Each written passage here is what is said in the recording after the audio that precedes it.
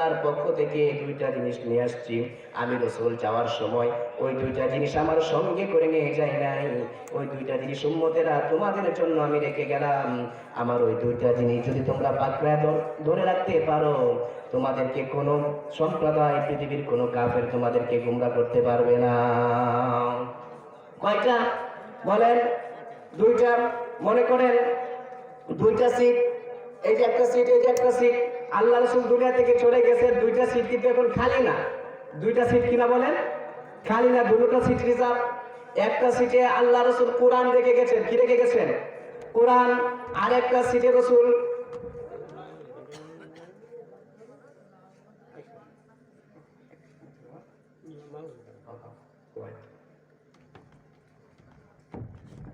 সম্মানিত হাজিরিন, কি বলতেছিলাম?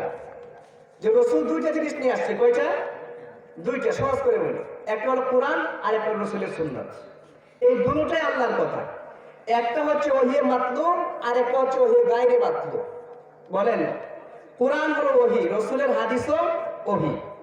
তো কোরআন হলো ওহী, ওহী মাতলুব, আর রাসূলের হাদিস হচ্ছে ওহী গায়রে মাতলুব। অর্থাৎ সরাসরি যেটা আল্লাহর জবান থেকে এসেছে সেটা হলো কোরআন, আর যে কথাটা সরাসরি আল্লাহর জবান থেকে এসে নাই, রাসূলের জবান থেকে আসছে, সেটাই হলো হাদিস। আর রাসূলের কোনো কথাই আল্লাহর অনুমতির বাহিরে হয় নাই। রাসূলের কোনো কথা আল্লাহর অনুমতির বাহিরে হয় নাই। আমার রাসূল ততক্ষণ পর্যন্ত কথা বলতেন না যতক্ষণ না পর্যন্ত রাসূলের সাথে জিবরাইল আমিন কথা বলতেন, আর জিবরাইল আমিন ততক্ষণ কথা বলতেন না যতক্ষণ না পর্যন্ত জিবরাইল আমিনের সাথে স্বয়ং আল্লাহ পাক কথা বলতেন। তাহলে ওহী হলো দুইটা, একটা হলো ওহী মাতলু আর একটা কি বলেন? ওহী গায়রে মাতলু। ওহী মাতলু হলো কোরআন, ওহী মাতলু কি বলেন? কোরআন। আর ওহী গায়রে মাতলু যেটা আল্লাহর জবান থেকে তেলাওয়াত হয় নাই, রাসূলের জবান থেকে তেলাওয়াত হয়েছে, সেটা হলো রাসূলের হাদিস, রাসূলের সুন্নাহ। তাহলে আমাদের জন্য কয়টা জিনিস রাসূল রেখে গেছে বলেন? দুইটা। একটা হলো কোরআন আর একটা হলো রাসূলের সুন্নাহ। এই কোরআন এবং সুন্নাহ যদি আমরা আজকে আঁকড়ে ধরতে পারি, তাহলে তো আমরা আজকে সফল কাম হতে পারবো, কামিয়াব হতে পারবো।